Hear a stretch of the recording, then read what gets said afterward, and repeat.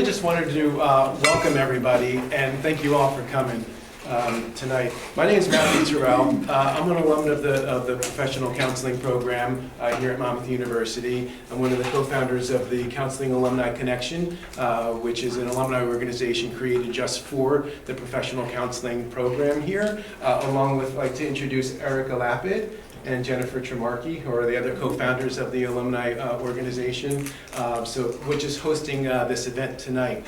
Tonight's event is one in a series. We call it the From Our Own series, which is a series of presentations from our own alumni to present to the Monmouth community.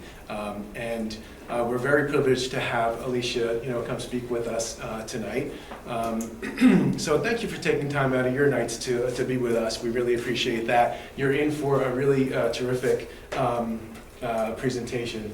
This wouldn't be possible without the help of Lisa Himmelman. I just want to introduce you to her over here standing up. She is the Professional Development Coordinator for Monmouth University. It's a special position here. She does an amazing job. She's the advisor to the CAC, to the alumni group, but she also works with and serves the current student body in a variety of ways. I do want to make sure that you guys have a name to the face and know who she is, because she's an amazing resource. Try not to overload her with questions at work, because she does double duty, but she's amazing. So just wanted to thank Lisa for all of her efforts to make tonight happen and all the alumni events to happen.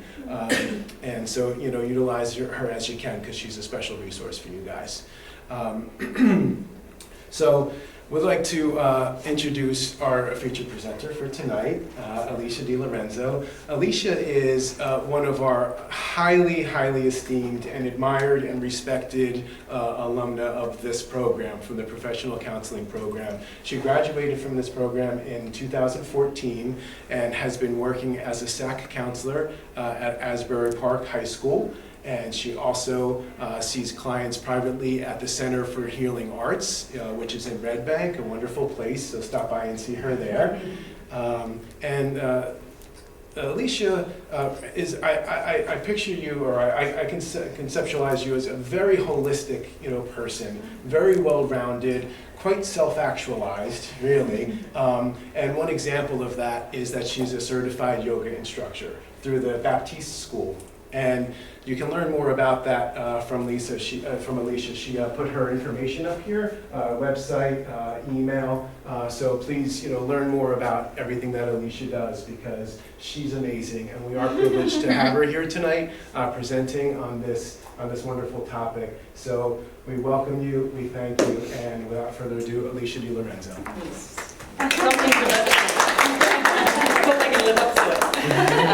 So thank you so much for being here. I wanted to start off, Matt said everything that I had to say, so we'll just jump right in. I wanted to start off with an activity, so you can put things down, and we're going to do a mindfulness walk around the room. So just go ahead and stand up right now, and I will set the mood with a little music. And so what I'm going to ask you to do is to simply start to walk around the room and notice anything that you might not have noticed if I hadn't asked you to be mindful about walking around this space. So notice the colors, notice the sensations on your body as you move around. You can start to walk as I guide you through this. Just start to begin to notice your breath. When I asked you to stand up, that we were going to do an activity, and your heart rate started to increase. Just notice as you walk around the room, how any sensations in your body might be coming up and what you're noticing about them.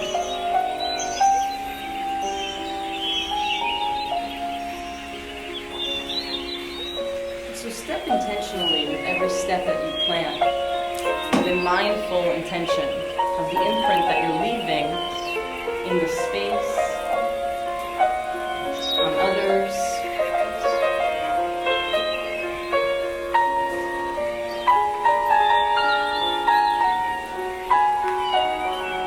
Start to feel any sensations as you move around the room, or as anyone moves along next to you.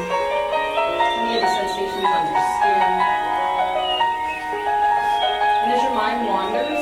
just come back to your breath. So bring your awareness and your attention to your breath and to your body.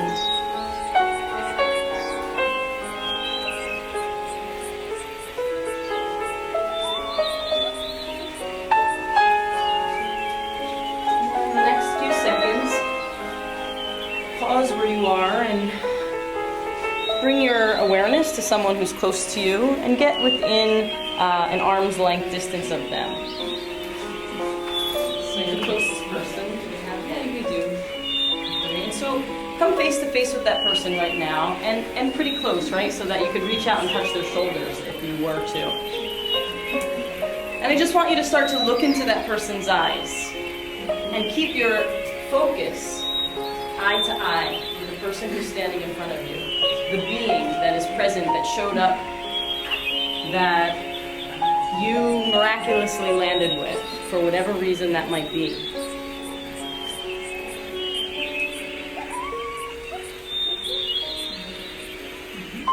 Notice what's coming up. Is there a need to fill the space? Is there a need to try and communicate with that person?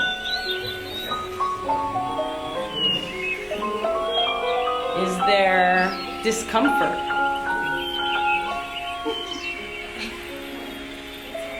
Is there nervousness?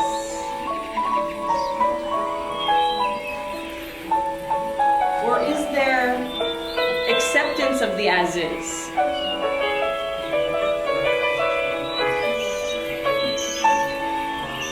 Is there possibly comfort in the discomfort?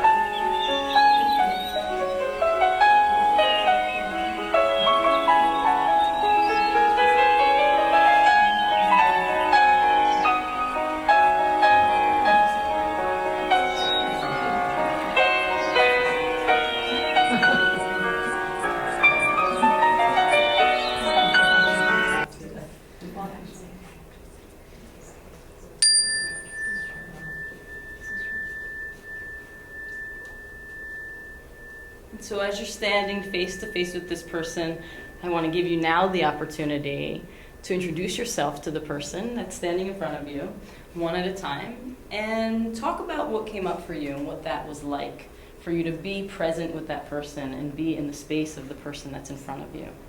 So go ahead. My name is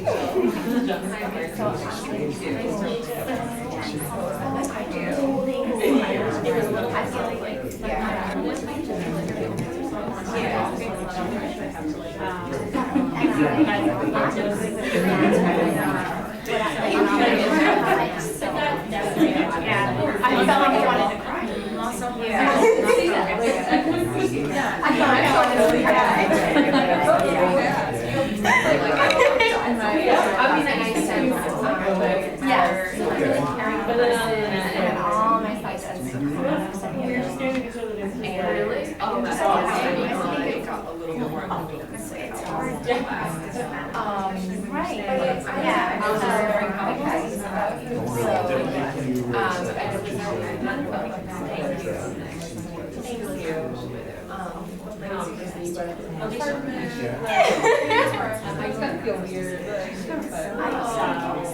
So if the other person hasn't shared yet, switch partners and let the other person share what that experience was like.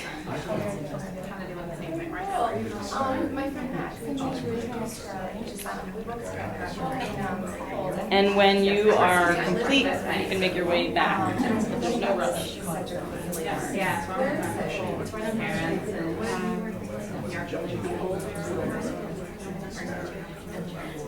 Oh wait, maybe. Yeah. I know it's I know where it is. Maybe I never thought that's what I was So I was away. Yeah. She just started. She How did you guys feel about the second?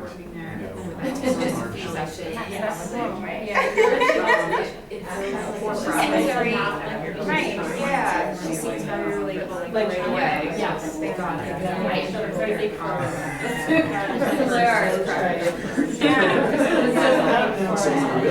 yeah, like all the yeah, the second part. Yeah, and then I was like, so I always give him credit for how he used to Yeah, I always get like credit for just being okay with this. So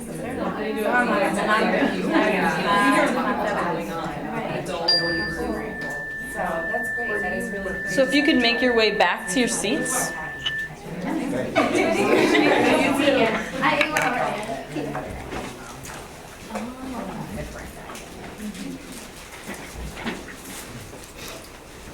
So thank you so much for participating in that. And anybody want to share out what that experience was like or what came up for you? Oh, don't get me started. Let's get you started, Yeah. Matt. You made me very uncomfortable. Yeah, super anxiety provoking. Not the So walking, more on part though. the staring? Yeah. So when it was uncomfortable, what did you notice was happening? What were you trying to do or not do? I couldn't stop talking, and then I didn't know why I was talking, and then I just kept talking. Yeah, right. Yeah, like smiling and laughing to kind of, I had already introduced I don't know, myself. like just like some kind of outward reactions and the opposite of what I was feeling inside. And what were you feeling inside? Just really uncomfortable and I don't know any other words besides uncomfortable, just anxious. Thank you. So I found that my go-to, as soon as I started to feel uncomfortable, like I felt all the same things everyone else was reporting, but my response was to compare out and like break gaze and look around and say, oh, like, okay, what's everybody else doing? Oh, they're giggling too. That one's talking. Okay, so it's okay. Right. Like my comfort zone is to kind of measure in that way. By what you're seeing Yeah. around you. Yeah. Okay.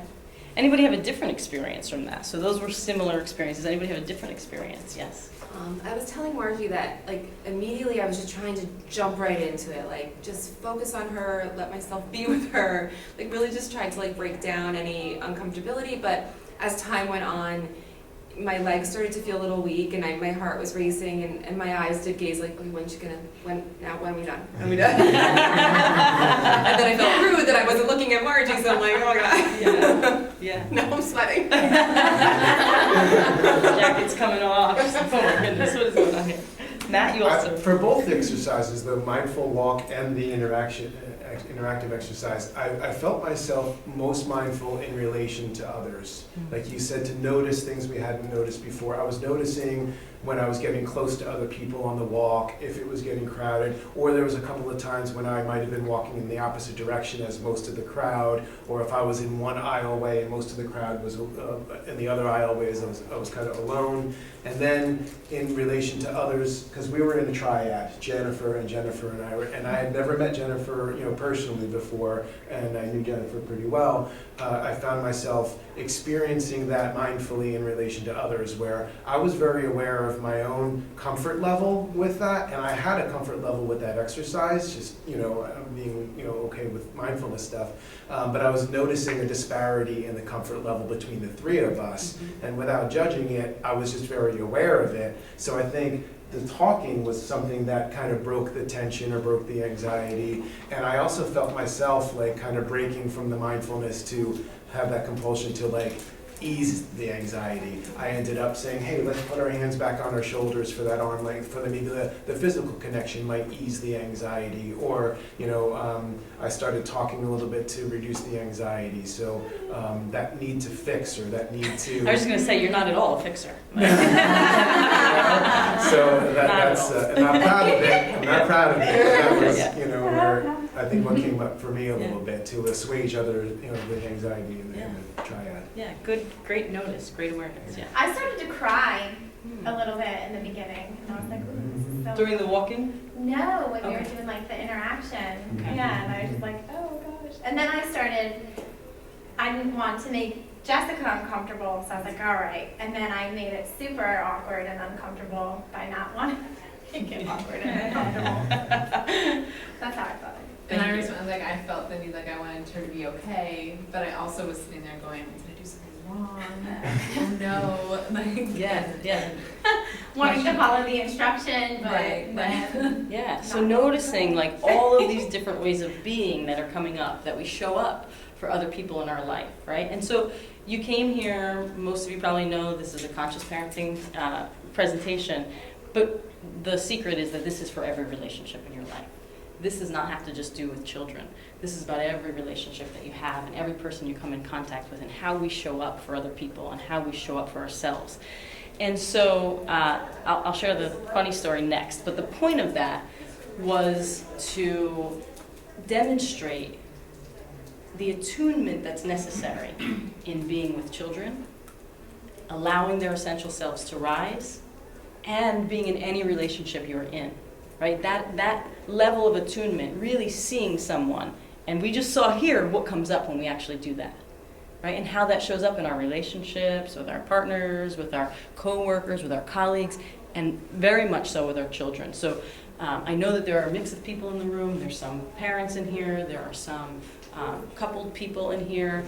There are some new therapists. There are some budding therapists, right? So there's a mix of groups in the group, but this message is for everybody and for whoever you work with in your life or whoever you come in contact with in your life. So use this however, take what is working for you from this and leave the rest, but it's for all relationships.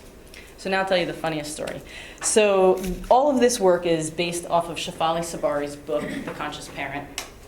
And I have gone to a few of her workshops, and there was one that was like a real intimate setting in Bergen County, and I could not wait to go. So I worked for a school district. Fortunately, they had foot the bill for me, so I was happy about that. And the night before, I started not feeling well, so I was coming down with something, and I was determined, like, oh no, I will definitely be at this workshop. There's no doubt in my mind that I will be there, because I knew it would be very interactive with her, and I wanted to have that experience. So. Didn't eat anything that morning and got to the part where we started the night with this activity, a mindful walk. And so I'm walking, or the morning, sorry. So I'm walking around the room and, good, I got this. And I come face to face with my person, and at this point it had hit me that I had not eaten anything, and it had been, a few hours. I traveled an hour up north to get there, and I'm eye to eye, and I start to feel like my legs go tingly, and I start to feel like, the room kind of moving around, and I became so conscious to what was going on that I literally became unconscious. I passed out. I walked out of the room before that happened. I fell face first, which I had never done before. I fell face first, broke my chin open, and ended up in the hospital, but came back in enough time to get the book signed. And it was patched up, my face was all patched up, book signed, and so it's a great story. It's like, I was so conscious I became unconscious. Missed the whole thing. Higher level. Yeah, right, it's a higher level of consciousness. Alicia, do you think you could write her name on the board? Yes, I will write that. Thank you, Matt. So it's Dr. Shefali, and you can find her stuff at drshefali.com. She has 2 books. She has tons of videos. She has 2 books, The Conscious Parent. Actually, she has more than 2 books. There's another one called Out of Control. It's about, the concept is around discipline. And the most recent book is The Awakened Family. And if you go online, she's actually having a 3-day conference in New York City this month, October, and I think it's coming up in the next week or so, but it's the Evolve Conference, and it sounds like it's going to be amazing. I'm hoping I can get to it. So let's dive in, right? So we had a workshop last year, right? Was it last year that we did this? Oh, I'm sorry, Yeah. I failed to mention that in the introduction. This is Alicia's second presentation on conscious parenting. We were so thrilled to have her back for this because the first one blew it out of the water. Just, really great topic, really well presented, and so interesting. And she was the second presenter in our From Our Own series, so we're grateful to have you do this again. Thank you, Matt. We're good on that now. No, I know. But this is the second time you're presenting. So it is, and I want you to know that important. just because you're here for the second part doesn't mean you've missed anything. You will pick right up with what we're going to talk about. So we're going to focus tonight on making conscious choices in the present moment, right? And being really present enough to see what's coming up. And I don't have a full slideshow, but I do have just a few slides that I want to touch on. So it all comes down to choices, and that's what we're going to look at tonight. So we're going to look at the most important choices that we need to make when we're on a path of being conscious in relationships and being conscious with children. So there's equal choice in either the creation of the circumstance or the response to the circumstance, right? So if we're always walking around saying, well, my son did this and my daughter did this, and we are always putting the blame on them, we are equally as powerful in our reaction, even if we had no control over the creation of what happened, right? So we're in equal power and equal choice in either what we create or how we respond to things that are our circumstances, okay? And both are equally powerful and have the power to shift you out of your current situation and move you towards growth. And that is with, awareness. So if we look at everything as a choice, and like I said, they're equally powerful. Life throws us curveballs, unexpected situations, and we have a choice in how we're going to look at that, right? We can look at that as, this is happening to me, life is happening to me, or look at this as life is happening for me, right? And I have this opportunity to look at this situation and choose how I'll move forward in it, right? So this takes an undoing of years of conditioning of how our families showed us how to respond and react to situations, how our parents showed up for us. And the reality is that our parents showed up with very little in the area of consciousness, right? So it was like, do this because I told you to, and this is how it is, and these are the hard and fast rules. And there was very little consciousness in how our parents addressed us. And so we have digested that. And parents that you are dealing with have digested that from their parents, and they're passing that on. And so really what this is about changing that paradigm and shifting that paradigm to doing something different, right? Being about more connection and less of do it because I told you so, right? Change doesn't happen because we're forced to or we're told to. Change happens because we want it to happen, right? That's where we want our children to be. Being able to create change because it's coming from internally, from them, right? Versus us telling them this is what should happen. So you are going to consistently mess up at this as a therapist, as a parent, as a partner. And so the goal here is to recognize that consciousness is constantly shifting and constantly changing. Our awareness, being aware to what's coming up in the moment, like you were all aware because I asked you to be mindful, but you probably wouldn't have been at that level of awareness if I didn't ask you to do that. And so you are going to fail miserably at this. My greatest achievement is that I screw up 100 times a day as a parent. And though, the difference is that I have awareness around that screwing up. I have awareness around, cleaning up my mess. And the onus never being on the child that they did something, and the onus being on me, like what is coming up for me? What is it that I'm bringing to this situation? What is it that how am I interpreting this? Where am I in the past, in the present, in the future, in this moment, right? So it seems at first when you're raising this level of awareness within yourself, almost painful. Right? It could seem exhausting. It could seem like, am I ever going to get to the goal? And really, that's not the goal. The goal is not to get to the end of this. The goal is to constantly be in the process of recognizing, where am I in my awareness with my child? So, like I said, consciousness is not a switch, right? That suddenly just turns on and stays on. It's a practice. It's a constant practice of bringing the awareness and then, moving through it. So some moments you can be in light and moving forward in light, and in other moments you can be in complete quicksand. And I'll give you an example of that. When I pick up my kids at, around 4 o'clock, 4:30 after school, I can't wait to see them. I'm so excited. I have a 6-year-old and an almost 2-year-old. And I am thrilled to see them. And the car ride home is great, and everything's good. We get in the house, and then it's go time. Like I have to make dinner. I have to make sure their lunches are ready. The boys are fighting on the couch and wrestling, and I'm worried that someone's going to get hurt. I'm trying to multitask, and I'm not present. And so within seconds, I go from like light and love and yay, I can't wait, I'm so excited to see you, to reacting and in reaction. And it happens in a split second. And like I said, the difference is just noticing that that happened. Okay, here I am, I'm showing up again. And how to shift it, right? And that's just the constant ebb and flow of awareness. We're in it and we're out of it. And we're there and we do it and we're good. And then the next minute, we have lost it. And that gives you, every single time that happens, an opportunity to begin again. So without judgment, Matt, you said that. Like without judgment, I was kind of walking around the room, right? So without judgment, being able to be in and out of awareness. Being perfectly imperfect in this. Because you will be imperfect in this. This is a practice. It's a constant practice. Can I ask a question now? Sure. Would that be right?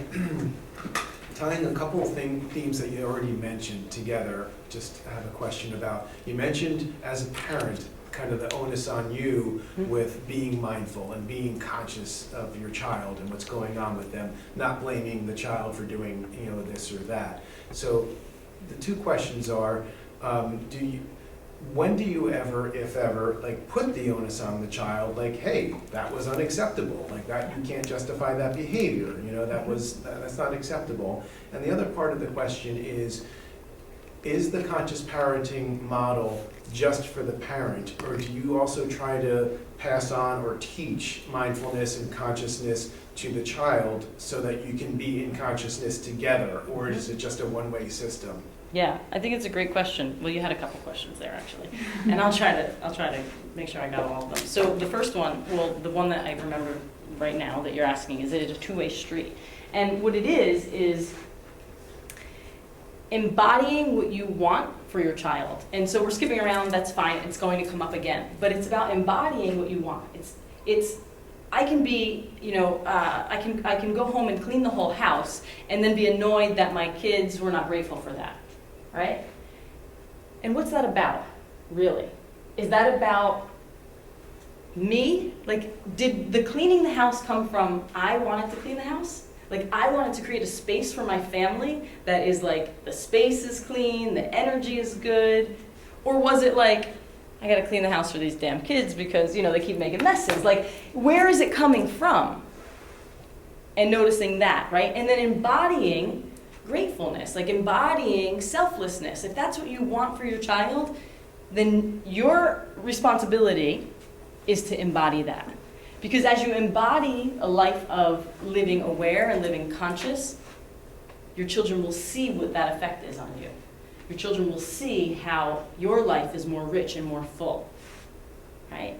So I'll give you like just one thing that's coming up in my mind is when I mess up, often, all the time, I say to my 6-year-old, and I have said to him all along, like, hey bud, I just really reacted, and I just really had a short fuse and was impatient. And although it's not okay for you to do that, I could have chosen a different way, right? And so like, and ending with, and you know what?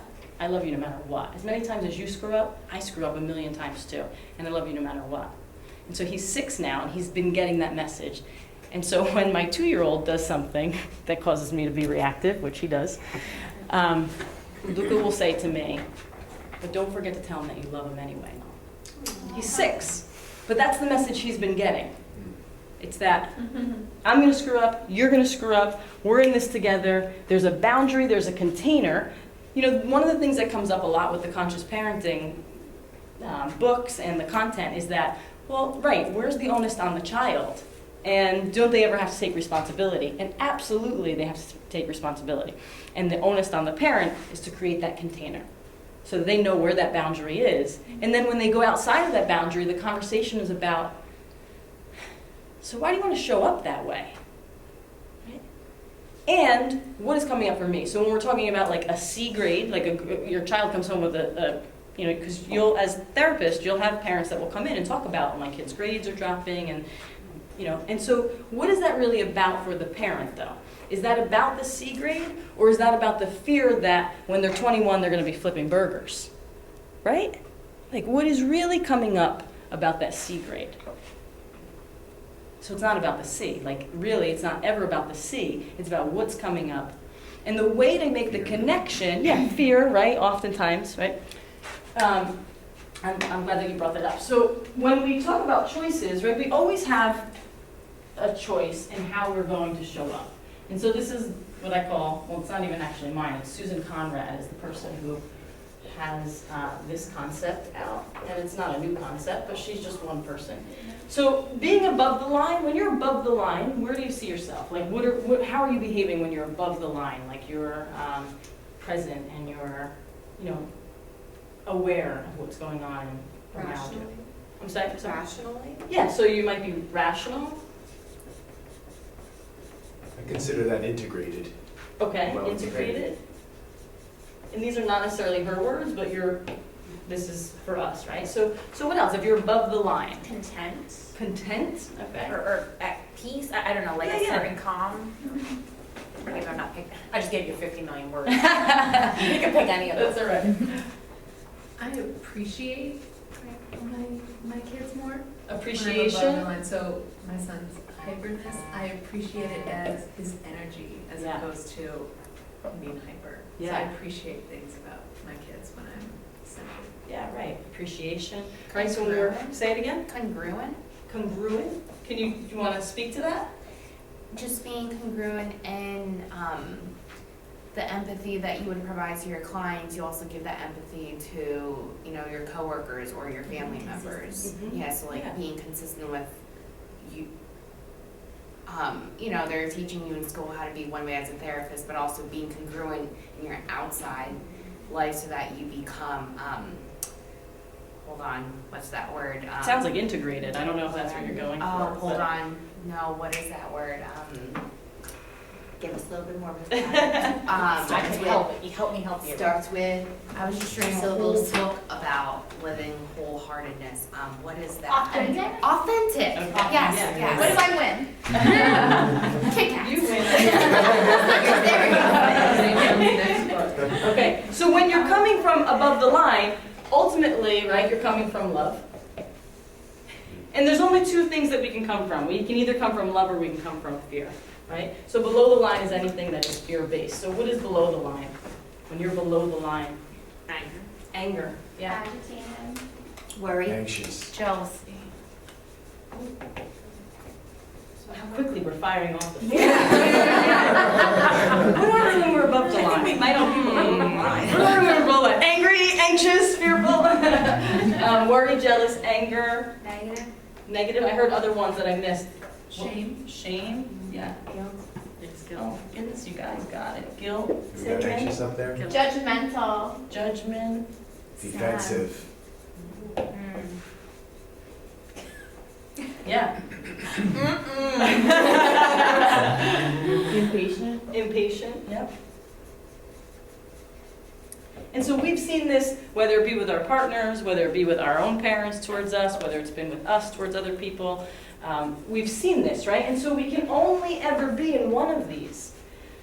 We can never be in both. We can never be coming from love and coming from fear at the same time. It just doesn't work that way. We can't be on these two planes. And though this is always a choice, right? So in this moment, I could be like in fear and someone could say something and I could react. And like in the next moment, I can move up. I can upgrade my life. I can upgrade the way I'm showing up. And I know I'm not in the boundaries of where I'm supposed to be standing now. So are you saying that, you're explaining how you're coming in and out of consciousness all the time because it's a practice? Yeah. So are you saying that when you're not in it, you're in fear? I'm saying that you can't be in both of them, right? So when you say when you're not in it, what is the it that you're asking?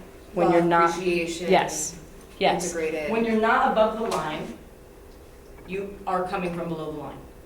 We can only ever come from one or the other. We cannot come from both. So like that example with the cleaning the house, is it coming from, I'm cleaning the house because I want to create a safe space and a nice energy for my family. That sounds like it's coming from love. The other one where it's like, I'm cleaning the house and they don't appreciate it, these darn kids, sounds like not just fear, but like ego. Yes. I'm doing it for the thank you, I'm doing it for the recognition, Yeah. you know, so a Resentment, fear-based right? thing, like resentment. And absolutely, ego, and I don't want to speak too much like out there about ego, but that's exactly what it comes down to, right? And it's looking at where our ego is coming in versus where we're able to drop our egos and come from a more loving place. So how are we showing up with people, right? How are we showing up in our lives with our children? Are we coming from this place of love? Are we coming from this place of fear? And just know that it's always a choice. You can always upgrade, right? Or you can always downgrade, and we can get to both planes very quickly. Like, this is instantaneous. This is like, I'm happy, this is great, this presentation went wonderful, I go out to my car, someone pulls out in front of me, and I'm like, you know, and the next thing I know, I'm in like all these other things. Yeah. Jen, did you have your hand raised? Oh, I'm sorry. It reminds me a lot of play therapy, how children cannot play if they're fearful.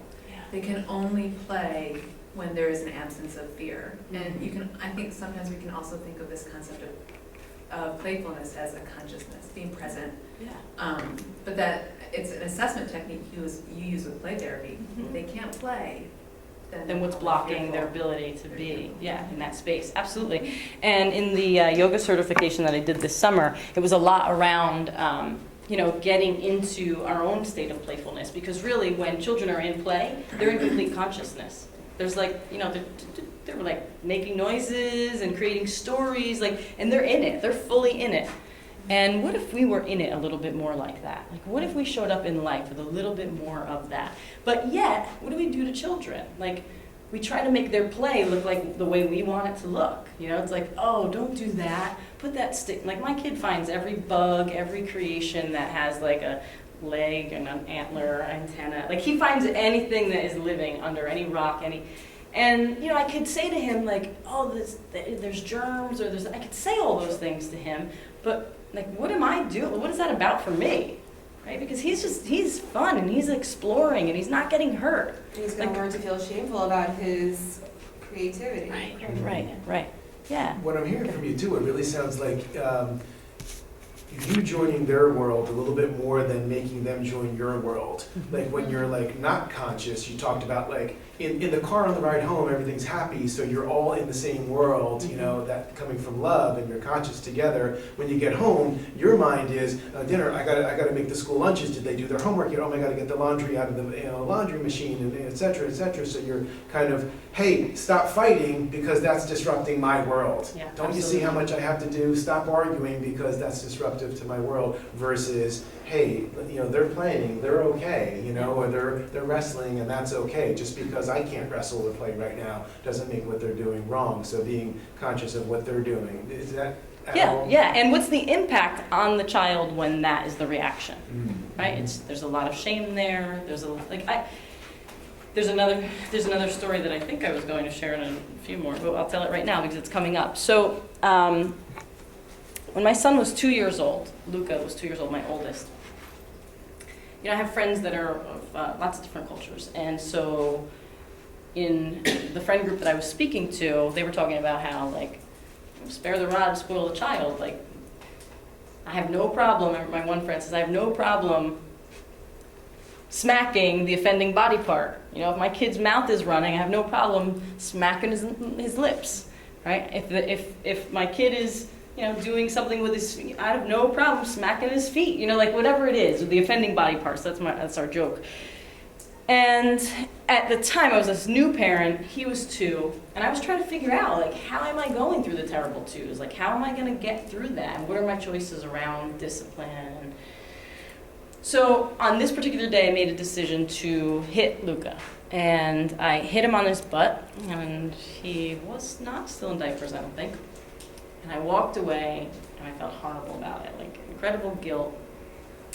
And I knew that something for me wasn't aligned in doing that, but I was trying that out. I know that in that moment I was trying that out, saying well, maybe this will work.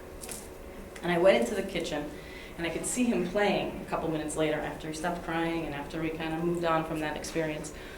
And it was maybe 10 minutes later, I was in the kitchen, and I peeked into him playing. And what I witnessed was him recreating that exact dynamic with his toys, between 2 toys that he had. And, he smacked the toy, and then it was about the toy being bad.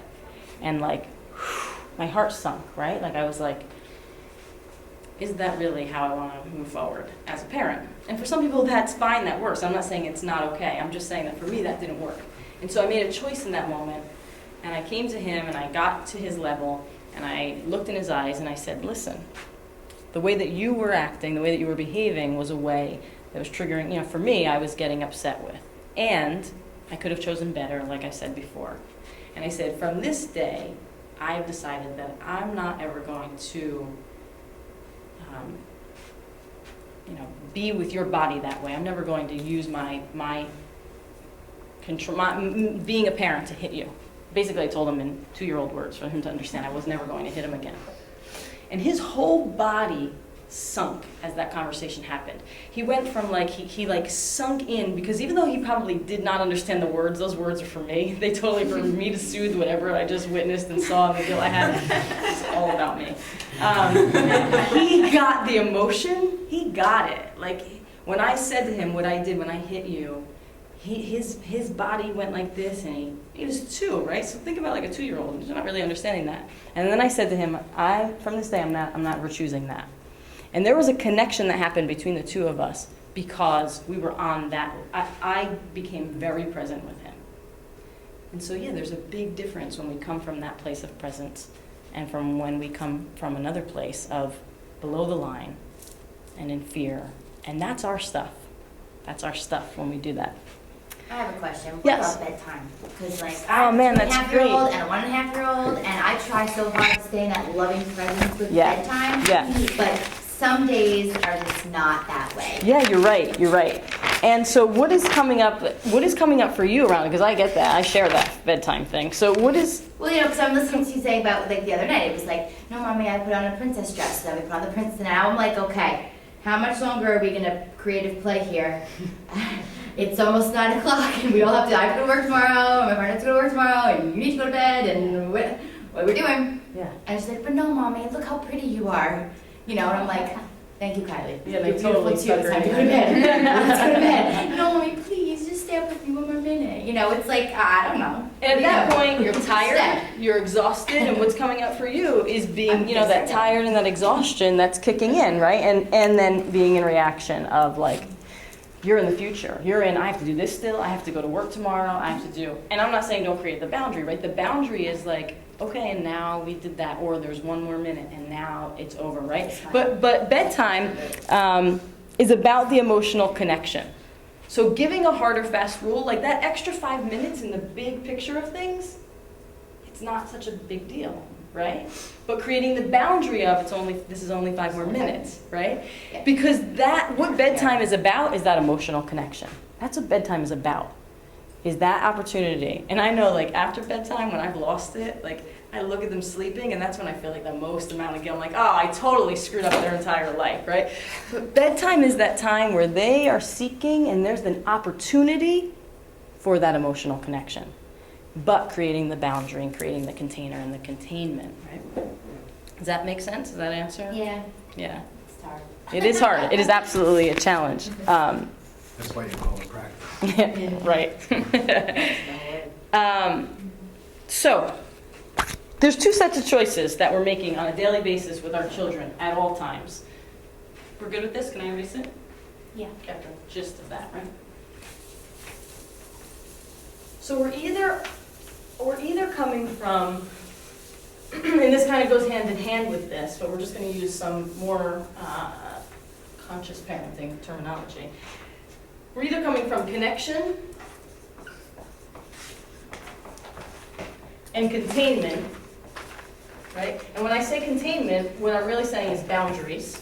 And this is about boundaries. So we're either coming from connection and containment, or disconnection and lack of containment. And all 4 of these are always present. So everything has a pulse towards engagement or disengagement, or it has a pulse towards connection. Everything has a pulse towards engagement or disengagement, or boundaries or lack of boundaries. So these 4 are always present in your parenting and in your being state. So wherever we are, we're either always coming from, and not just in parenting, in our relationships, in our work, in our practices with clients, we're either coming from connection and containment or disconnection and lack of containment. So the choices that we make that fall under connection are distinct things that foster connection, right? Or foster disconnection. And the more that we become aware of these choices, the more that we can be in the moment. And then watch how children respond to that. Right? Watch how your clients respond to that. Watch how your partners respond to that. When we choose connection or disconnection, we choose creating boundaries with people or lack of boundaries. How do they show up? How do you show up, right? How does this impact the relationship? So the master choice beneath it is to enter into ego or enter into essence. So if we looked at above the line, below the line, or connection and disconnection, we're talking about ego or essence, right? And when we're in ego, we're below the line. When we're in essence, we're in above the line, and we're acting in connection. Okay, so the first choice, we're going to go through four choices I think we have that we're going to go over tonight. So the first choice, when we are engaging or interacting with another person or our children, is who, right? The question that we're going to ask in the moment. Who is this about? In this moment, with whatever's coming up, who is this about? Is this about me or is this about you? And what do we most often do? We make it about ourselves. Do you think? No, I think we make it about the other person. Yeah, we Oh, I just oftentimes. mean like what we want. Yeah. So I think you're probably saying the same thing. Yeah. Right? We make it about they cut me off, or they didn't appreciate me, or they spilled the milk on the floor, right? So we oftentimes are in, it's about you. And it is always about us. It's always about us. Sounds narcissistic, right? Bless you. But it is always about us and what's coming up for us. So we spend a lot of time in judging people, categorizing people, and then depending on how good or bad we feel in that moment, we are either, blaming them or owning our own responsibility for it, right, or for what was going on. So what we want to ask you to do is start to detach from the fusion of our own projections, right? And Byron Katie actually speaks a lot about this. I'm just giving you some other names that kind of go along with this topic. So Byron Katie speaks about the other as really the construct of self, right? So like we're projecting onto others in our life, our children, our partners, our colleagues, our bosses, really what is coming from our inner world, right? So when a child sees that in the relationship and notices that all of the relationship is based on these feelings about it being about them, then they create this outer shell, right? This protective shell, and that's our ego. And so our shell, that shell for children is good until it's no longer helpful and it becomes limiting. So when children begin to feel the onslaught of our ego and that we're making it all about them, that shell gets harder and harder. And what do you think we see show up when that shell gets harder and harder for children?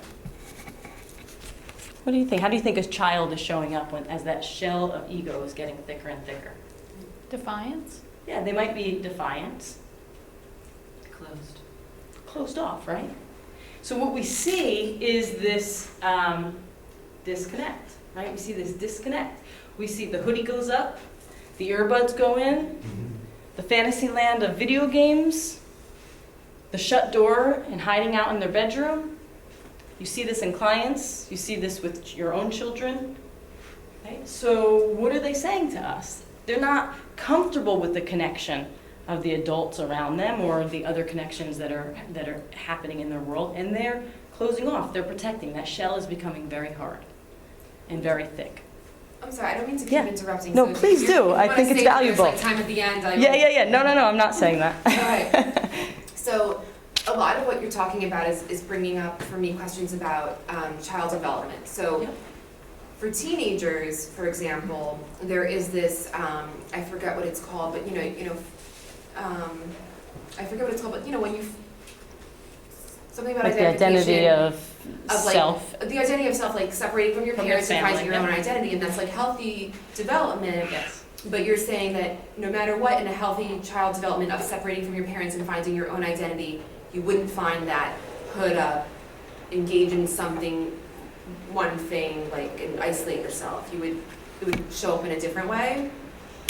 And what are you asking would show up in a different way? Like allowing teenagers to be teenagers. Like when I'm Yeah, working yeah. with I work with teenagers, and when the parents are saying like what's normal teenage behavior versus just I need some time alone, I don't want to share everything with you, like is that just kind of like a made up thing that teenagers just don't want to be with you, or is it really about the parents not being able to connect with their kids? Yeah. And I think that there's no hard and fast rule to that. You know, I do think that, you know, any client of mine, I work with teens a lot in Asbury Park, obviously.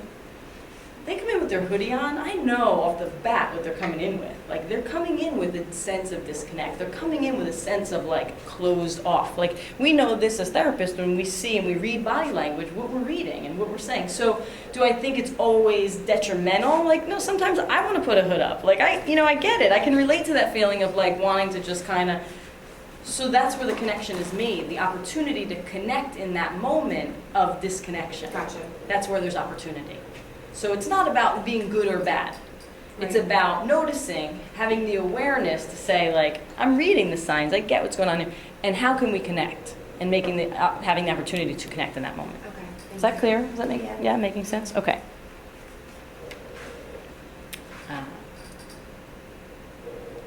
So I'm just we skipped over, and so we went through a few things. So the second question is we talked about basically anything else about the who part. We got that clear. The second part is the what.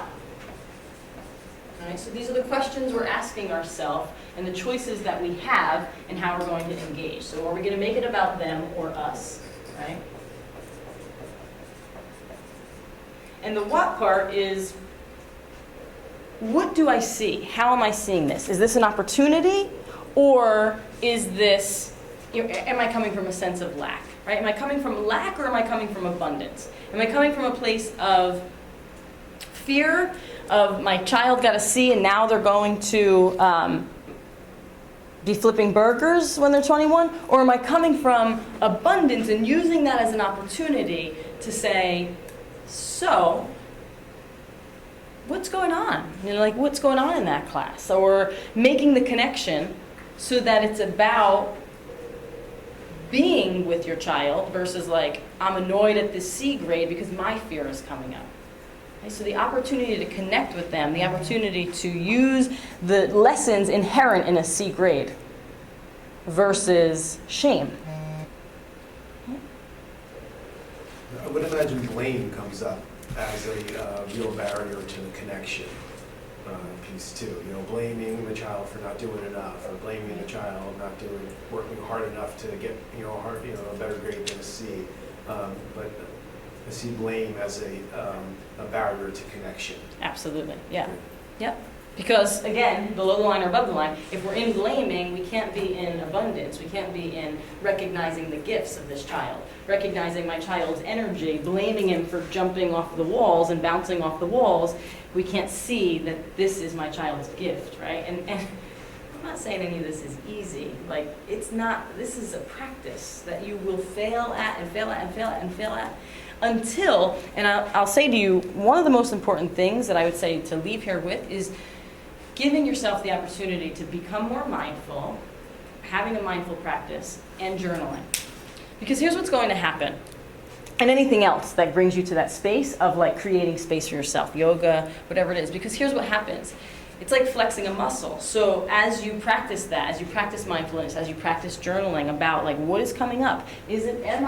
Whatever just happened with my daughter, like, was that about me or was that about her? Like, what did I bring into the situation? Becoming more mindful of this, it's like flexing a muscle. And so over time, over 6 months, over a year, what it does is decrease the reaction, right? So it makes it less dramatic, whatever your child did, and more, copable. Like, okay, I have centered myself. I can access my center a lot faster now. My reactivity doesn't last as long and doesn't happen as quickly. right? When I create that space. So how do you become a conscious parent? How do you become a conscious partner? How do you become a conscious human being? Create opportunities for yourself to grow that muscle, to build that muscle, to flex that muscle, right? By doing mindful things. Okay, so am I seeing lack or am I seeing abundance? It's your decision as to if you're going to see lack or you're going to see abundance. You get to decide, right? So when you say, my partner is a pain, or I hate my boss, right? You are choosing one way of being and one way of viewing the situation. Every thought that you have that is causing you pain is only causing you pain because your sense of lack has been activated. So we've activated this, and we're addicted to the sense of lack. We're addicted to this. Yep. Every moment you have that is causing you pain is only causing you pain because of your sense of lack has been activated.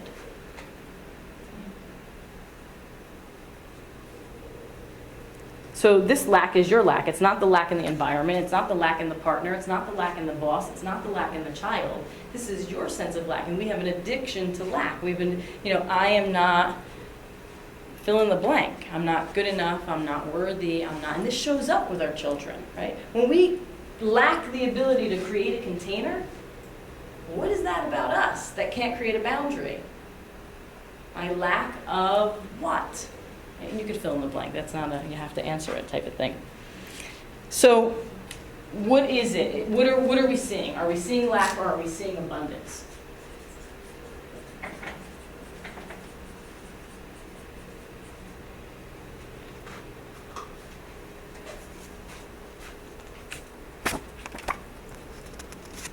Okay, so choice number 3 is how, right? So asking yourself, in the moment when there is a situation that's coming up and you're feeling reactive and you're being triggered, right? Who is this about, me or them?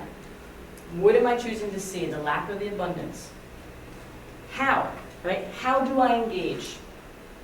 Am I going to own it or dump it? Anybody have any idea what I'm talking about?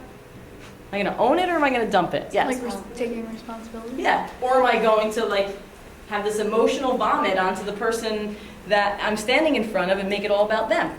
Right? So am I going to own it or am I going to dump it? So if you love your career but you're guilty for missing your child, well then just own that, right? Just own that that's what it is that's coming up for you, and then you get to make choices from there. If you don't like your partner but you're passive aggressive and resentful, well own it. Own that this is what is the as is for you. And this is what's coming up.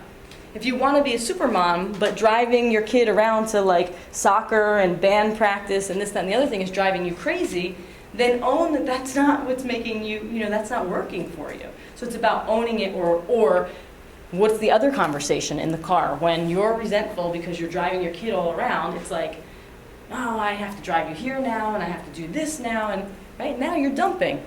You're dumping your stuff onto the shoulders of that child. So either own it or dump it. Which one are you going to be in, right? And asking yourself that. So I want you to turn to the person who's next to you. And I want you to, and if you don't have children, you can use any clients that you have. Obviously, I'm not using their name. But I want you to talk to the person next to you about what you have been complaining about for the last 6 months with your child, or about your child, or that your clients have been saying.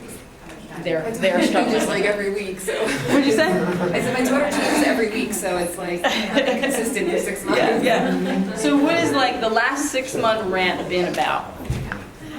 Hi. Yes, I know. I'm sorry. Mine's been going on my by the way. Sure.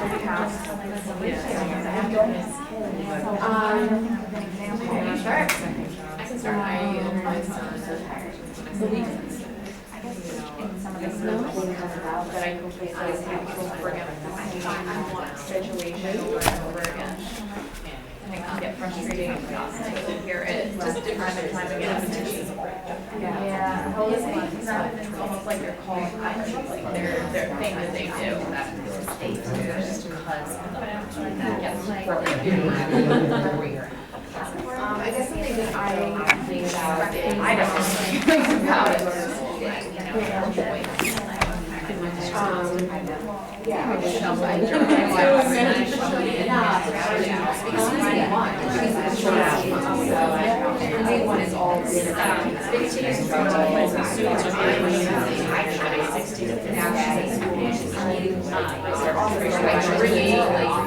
So I just wanted to make sure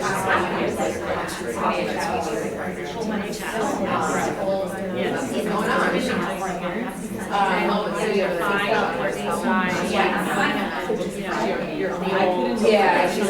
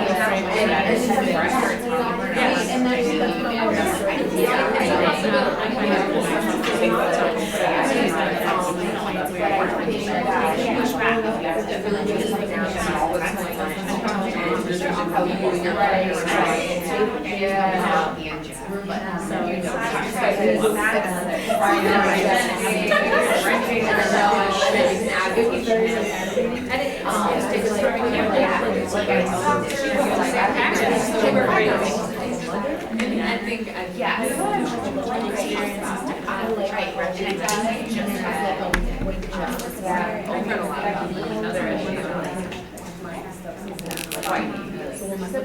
I'm not going to. It's amazing how two parents. Like, you know, like and when your three kids can just be wonderful about it. But yeah, I think that's so rad. Let things go. Yeah. Rather than it's very challenging. You're going to pull that. I'm just going to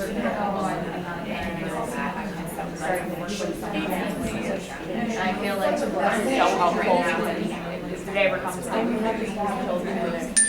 be hopefully more prepared. Now I feel like I'm you guys need one more. So in your sharing, have you, or are you able to notice where, from that conversation alone, the 6-month rant, where you might be owning or dumping, right? Was anyone able to make connections to the concepts and these rants? Yeah, you're shaking your head. Do you want to share? It was her. Well, this was all about me. You got it all. Just you can leave now. It is always about you. To work with her, so I just dumped. I'm her manager, so I just dumped it on how much I hate my position. Yeah. Don't tell anyone else. But she just made me realize once you own that you do not like your position, but you chose to take that position, then you're not. How did you word it? Well, I don't know. I was just saying, once you can own that you hate it, you don't have to try to like it every day. Right. You hate it and just be at peace with that. Accepting the as is. Yeah, and know that it's just temporary, and then you're going to choose something else when the time comes, like once you graduate. Yeah. And that you chose it, right? You were in Right. choice of that. And you can choose something else, right? You Yeah, don't right. have to stay in that position. Although it might seem like, yeah, I have to, right? Like, thank you for sharing that. Yeah. And that's bringing up another thing that I wanted to do with you. So what I would love for you to do is, before we move on, is, this is done on your own, is finish the sentence stem, I have to. Did we do this in the last one, Jen? No? Okay, it was like a year ago, don't worry, I don't expect you to remember. So, I have to, and, let's make sure. So, I have to and I can't. Okay. Regarding the thing No, anything. we just talked about? First thing that comes to mind, so stop analyzing what I just wrote up there and just like write it down on your paper, I have to and I can't. Finish the sentence then for me. This is all about you. Good luck to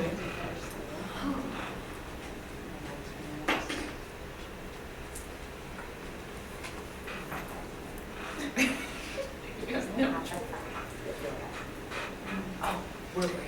And so, who wants to give us some of their have-tos and their can'ts? Anyone want to share? Yes. What's your name again? Just say- Rachel. Rachel. Okay, I'm trying to. I have to have control, and I can't control everything. Okay. Who's with me? So I have. And I got a name then. And I can't. Control everything. Oh, that's good. Okay. Okay. So I challenge you to think about. There's only 5 things that you really have to do in life. That you really have to do. You have to eat. I mean, in order to stay alive.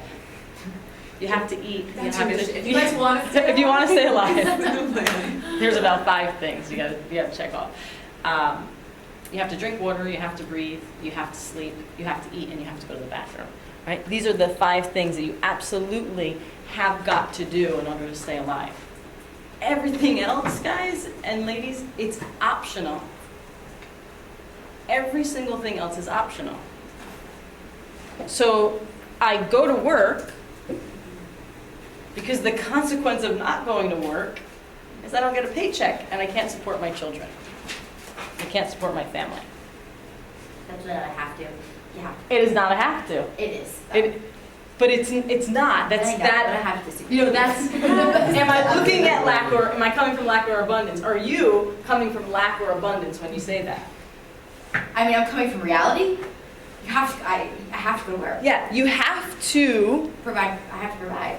because the consequence of not It's is not too eating. high, right? So when the They can't consequences. eat. They can't do anything. Right, and that consequence is too high for you. You're saying, it's not worth it, I'm not gonna live that way, so I go to work, right? So I want you to change your have to I choose. So cross out have to and put choose there. But in her example, is it, she has to go to work because she has to provide for her children, so is she coming from a lack of, like, let's say she didn't like her job or something? I don't. I teach, therefore I am. Like, is that coming from a lack? Because, So anytime we're talking about have to, we are showing up in the world as a victim, okay, yeah. right? If it's not those 5 things to stay alive, then we're showing up as a victim. And the world will treat you the way that you tell it to, just like everybody else. Your children will treat you the way that you show up and allow them to, right? So I choose to because the consequence is too high. What's your name? Stephanie. Stephanie, right? So Stephanie chooses to go to work because the consequence of not going to work is too high. She's not going to be able to provide for her family, all those other things that are going to come from it. So she chooses to go to work. Now, what was your name? Catherine. Catherine chooses that job, but could choose differently, right? She could choose differently. There's a lot of things that come with that. Maybe like the consequence of maybe going on unemployment for a little while, whatever. But you choose your reality. You get to make those choices around that. So coming from choose instead of have to puts you in power in this activity is called the power of choice. Use this with your clients. Use this with the people in your life. And I didn't spell that right. So. Power of choice. Yeah. So this is called the power of choice because there's a lot of power in coming from I choose to versus I have to. So I'm sorry, is that Byron Katie as well? no, this is actually this is a teaching book, and I can't remember. But if That's you okay. email I was me, just I curious can if I it can was get you the Byron. name. I can't remember. It's That's not okay. Byron Katie though. And so I can't control everything, and I want you to change that. I want you to take out your can'ts. So I don't want to. So are you talking about changing your mentality, changing the language that Yeah. you say to yourself about these? Yes. And where are we coming from? And this is all about changing the perception. Is this about us or is it about them? Is this from lack or is this from abundance? Is this above the line or is this below the line? Right? Am I going to own it or am I going to dump it? Do I have to or do I choose to? Is it that I really can't control everything? Well, yeah, you really can't control everything. But like say we replace this, like I can't stop fighting with my child.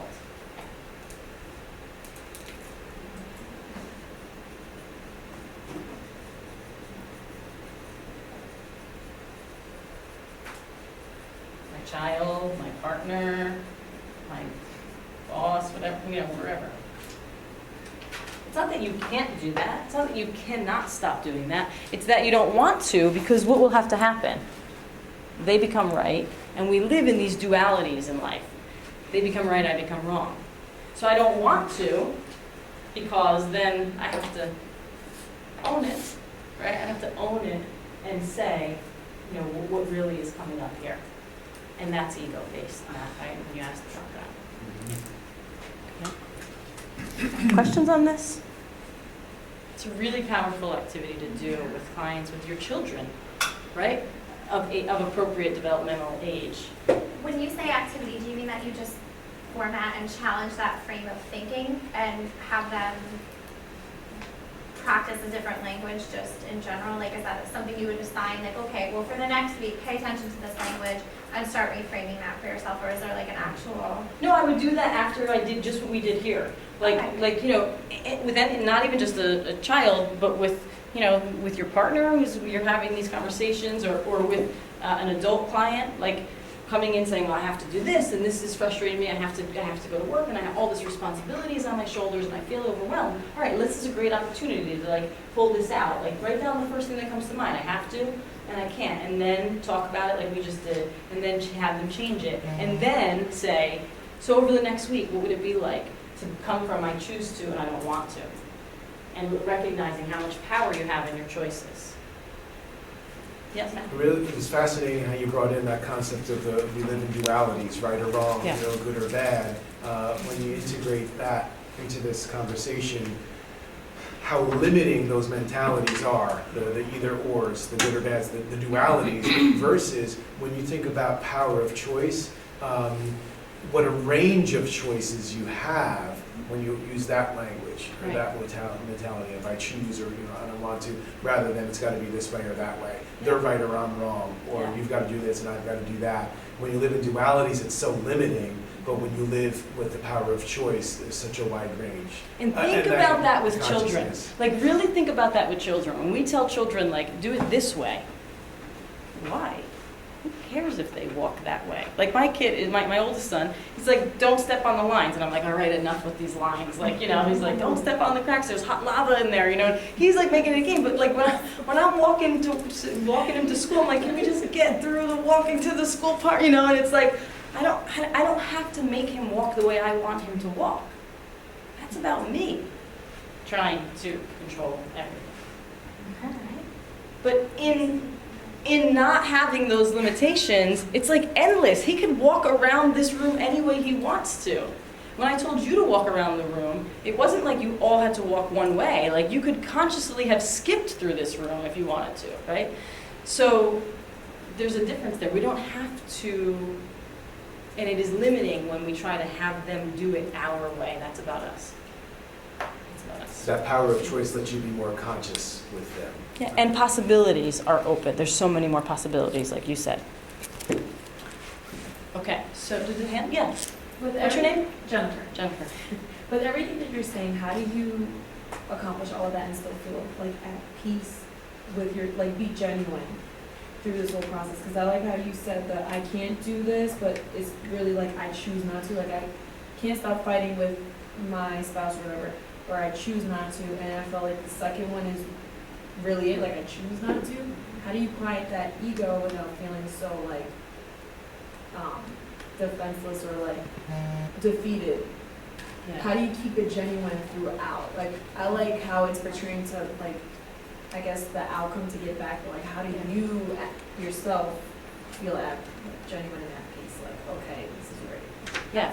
And I think to answer that question, and I don't know if I have, you know, it's great. I just don't know if I process it in my head the way that it's going to come out that makes sense to you. But this is what I'm going to say. For me, it's about, this gives me so much more peace than the angst that showing up the other way gives me. Like, in I have to, and being so much, when it's I have to, being so much below the line, like that for me creates an internal chaos that doesn't feel peaceful at all. And knowing that when I feel that fear, when I feel that those emotions coming up, that dis-ease that you're talking about, then I know that I'm on the cusp of creating change. Like, that raises my level of awareness to say, now I have the opportunity to do something different. That's what creates. Yeah, absolutely. And know that means that you're growing, right? Feeling, because we don't grow by just like kind of going through life like this is a field of like daisies. Like, we grow in the discomfort, in the bumping up against life is where our growth is. Right? So when I feel that, when that comes up for me, like, I gotta sacrifice my ego again. Hard gulp, right? Like, hard swallow. And then what do I get from that? I get a whole new way of being. I get a whole new way of showing up. And let me tell you, if you hold your thought, I don't know where that came from, but hold it for 1 second. If you go through this book, I can guarantee you that there are a lot of things that are going to come up for you. What's going to come up for you most likely is guilt, like, oh my goodness, I have lost like 15 years of time not knowing this stuff. And two, I don't know that I can get down with this, like, sounds like hippy-dippy and like, let your kid just run wild, and that's not what it's about either, right? It's about like knowing the boundary and being able to put the boundary, and when you have a hard time putting boundaries in, what is that about for you that struggles with boundaries in life and creating them with people in your life? I don't know where it came from, but there were a couple. It was me. I was gonna say, you asked that question, what do I get from reframing it in the positive way? In terms of keeping it genuine, I think it's helpful to question that on the opposite end too. Like, well, what do I get from choosing to stay stuck in this, which would keep me from acting out authentically and genuinely? And then again with the ego check, like taking a hard look at that and kind of coming to terms with some of that. Well, if I choose to no longer fight with my spouse, what's going to happen, right? Like, we stay stuck because there's a payoff to it. So kind of looking at that and exploring that and getting in touch with some of those thoughts and some of those feelings, like, well, what's blocking me from, knowing that I can choose this, but not? Yeah. Or like withholding that authentic, kind of genuine delivery or connection. Yeah, and I think I might have said this to you. It's about like, give up what you must. I don't know if I did or not, right? Give up what you must. Like, in order to get to that place that you want to be, in order to relieve that dis-ease that you're feeling, what do you need to give up in this moment in order to step into that? Because it's only a moment. It's only a moment that it takes to go from above the line to below. To come from, being in this place of fear and resentment and all those other things, or being like in love and abundance. There's only a moment there, a breath. That's the difference. That's holding you back. So give up what you must. And what is that? Yeah, you can go. Yep. To jump to the boundaries thing, so I just can make sense of it in my head. What I'm understanding it as boundaries is not necessarily like, they can't speak to me this way. They can't do, like, it's more about, am I doing this for me or them? Like, am I coming from lack or abundance? Like, am I owning it or dumping it? Like, those are the boundaries. Is that how you create your boundaries? Does that make sense? Yeah, no, that makes sense. And or do you mean more concrete boundaries? Like, boundaries meaning like, you can't speak to me that way. This is bedtime. Think of it as a container. Right? And the boundary is like I'm going to create this container. I'm going to create this safe space for this to happen in this space, and we'll deal with it. We'll deal with the discomfort. We'll deal with the anger. We'll deal with what's coming up, and creating the space through connection to create a boundary, right? So through connection, because you can go one way or the other. You can go to like being reactive, and that's not creating the boundary of like, this is a space where we can connect. So the boundary can be created in the connection. Like, yes, this is how I define my boundary, is my exactly. in love. Yeah. And through connection. So think of connection as the vehicle to creating the boundary versus fear being the vehicle to create the boundary. Right. When fear creates the boundary, it's do it because I told you to. Versus, why would you want to show up talking to me like that? Like, what is it that would make you want to show up and be that way towards your teacher? See the difference? Yeah. I'll Okay. frequently tell my kids, like, my job is to keep you safe. And so there's this connection that I will keep you safe because my job is to keep you safe. There's certain things that are not allowed, but there's other things that are allowed in that. So my job is to keep you safe. You can't run without my hand in the parking lot, but you can skip holding my hand, or different things like that. But again, it's still like, we have this job together. Yeah. Yeah, I don't know if that. Yeah, so I like that. And yet, I think, like, my job is to keep you safe. Let's get a little bit underneath that. What is that Sure. really about? Sure. Because of course, I want to keep my kids safe too. Right. But really, that's about my fear. Definitely. Terrifying But some fear. of it's also explained to a kid, like, in a way that they understand. Yeah, sure. Like, instead of like, stop jumping off the banister or sliding down the banister, there's that opportunity. Yeah, I don't know. Like, if I want to keep you safe, I see where you're going, but kind of like, is that keeping you safe? Having them build the internal muscle of creating the boundary for themselves versus like, I want to keep you safe, so anytime we come from it's a little bit from ego and narcissism, Right. even in our best intentions, right? Sure. I love you so much, but I'm suffocating the hell out of you, right? Like, so, yeah, like, do you see the difference? I do. Yeah. So maybe, Okay. just to clarify, like posing that question to them. Like, is it safe for you to, do you think it's safe for you to jump off the couch? Hell yeah! Right. Because my stepson does that, and he like insists that like he's practicing flying. Yeah. And if I tell him in any way that it's not safe, or I just don't feel like going to urgent care, or I don't want you making a mess, like. Yeah, and so where can you come like to get, like you said, like getting there together? Like where can you come together in that? Like, Yeah. like maybe there's 5 more jumps that are okay for that. You know, maybe in those 5 jumps there might be a broken arm. I'm not really sure, but like, but what is that about? Like, is it really about like don't jump? Because I've had this exact conversation with my siblings because they're raising girls and I'm raising boys, and whatever you think about gender, there's a difference, at least in my family, how boys are and show up and how the girls do. And it's just an observation from my experience of life. And so my oldest son has a ton of energy and he needs to get it out. And I used to think that I would say like, my goodness, I would never let my kid jump on the couch, and then they'll go to somebody else's house and they'll jump on the couch, and then I'm like going to look like this horrible parent that just lets my kid jump off the walls. And then I became a parent and I was like, let him jump on the couch a little bit, like let him get that energy out, let him, you know. And so how can you come to a place together about where, you know, where that boundary is? How do you? Yeah, I don't know. How do you? I don't know. I sit very close and watch her.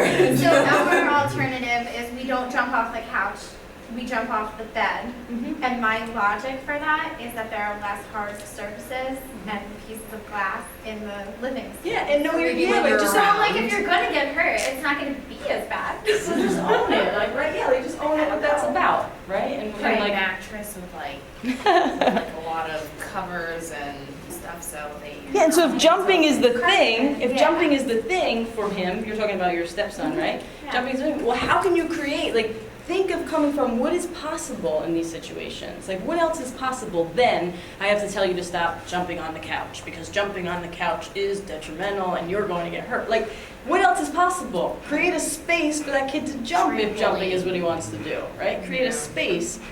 Put the mattress on the floor, whatever, you know, whatever it is. Trampoline, Be like good. an enclosed trampoline. Oh, where they it's the can best really babysitter. So I want that to come to one more topic that I think is important for you to leave here today, and that is about our forgot agendas. I just lost it in my head, and our agendas, right? And so this agenda of, you know, and when we look at it with teens, we look at it in like, okay, so I'm going to take my child, my teenager, school shopping, but make sure you get those shoes, not those. You know, make sure that you get these clothes, not those, right? And it's like, how are they ever to develop their sense of identity if we're always telling them like, well, no, do this one because then I'll look like a better parent if you walk out of the house looking like this versus like that, right? Wear these clothes versus these, because these match to your 5-year-old and these don't, and I don't want to be embarrassed, right? So like our agendas can be come from two different places. Our agendas can be life affirming, right? Or they can be not life affirming agendas. And so when the agenda is about us and making us look good, well, those are not life affirming agendas, right? When we could switch our agendas, become life affirming. And I'll give you an example of that. So, and I shared this, I know I did share this in the last one. So my 6-year-old, he's not into sports at all. He doesn't like sports so much, but he loves bugs and he loves nature. And here I go again. I just told you I wasn't going to say this on film. But, no, you don't have to shut it off, Matt. So, there are some influences in his life that are towards sports. And like, what is that about? It's like, if you were an athlete and then you want him to be an athlete and then, is that a life-affirming agenda or is that soothing and serving your ego? And so my son said to me after 6 soccer practices that he couldn't stand, he was like ripping up the grass and throwing rocks and stuff. He's like, Mom, some people like soccer and some people like chameleons. Yeah, you're right. And he's like, I like chameleons. I know, buddy. I know you do, right? And so if I were to continue to push that no, but soccer, you made a commitment, you're 5, you made a commitment to soccer. Stick with it, I have to instill this in you, or you're going to grow up and never complete anything. That is my agenda. Check your agendas. What is your agenda? And are they life-affirming? Soccer is not a life-affirming agenda. What's a life-affirming agenda? Brush your teeth, right? Have some hygiene, right? Get something good to eat. Eating is a big deal for teenagers and for younger kids, right? But parents being concerned about what their kids are eating. And I get that, and it's coming from a place of love, but sometimes we're loving our kids so much that we're harming them, that we're hurting them at some point. So love your kid a little less, and be okay with your kid being just an average kid. Because they don't have to be the star soccer player. Be grateful that your kid is an average kid. Can you find gratitude in that and not need to move them and push them because you want a trophy that you never got?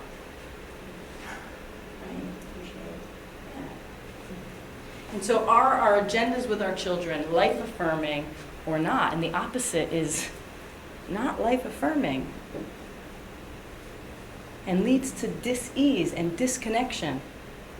And as a therapist and a substance abuse counselor, I see this day in and day out with kids. This disconnection that is leading to not so life-affirming choices. And when we embody something different and we show up in our children's life in a different way, we give them access to do the same thing in their own life. Yeah. Think about that. We give them access to doing it differently. And not because we're forcing their hand, but because we're showing them another path. And so there's lots of agendas that come up, and I use sports. And I would say in the realm of that, activities and extracurricular activities, I would say probably swimming is the only one I could really say might be life affirming. Especially living in this area. It's the one thing that I actually really feel strongly about. Because we're at the beach all summer long, and we're at the water, and we're in the pool all summer long. And so I want my child to be able to take care of himself if that's where we're going to be. Mm-hmm. But when it comes to any other one, like soccer, if it's not coming from your kid saying, I really want to do soccer, then why are you putting them in soccer? Because then you're the one complaining, I'll use the clean version, you're the one complaining that you got to run your kid around to soccer. Whose agenda is it, really? Whose agenda is it? And we can look at those agendas all the way across the board. you know, in every interaction really that we're having with our child. Is this a life-affirming agenda? Am I doing this because I have a need? I'm coming from a sense of lack that I want my kid to make up for. Or am I coming from honoring who they are, honoring what's important to them?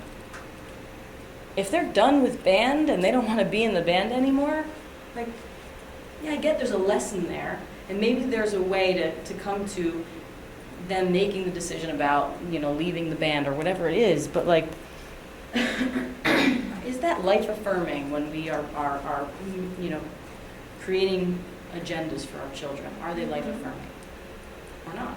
And if they're not, can we really be surprised then with the outcome of disconnection, depression, anxiety? We see this in teenagers. Like 1 in 5 children before 18 will be diagnosed with a mental health disorder. 1 in 5. There's got to be a different way. And I think this is it. Otherwise, I wouldn't waste, you know, the time, not waste, but I wouldn't take the time to do this and spread this if I didn't think that it was life affirming.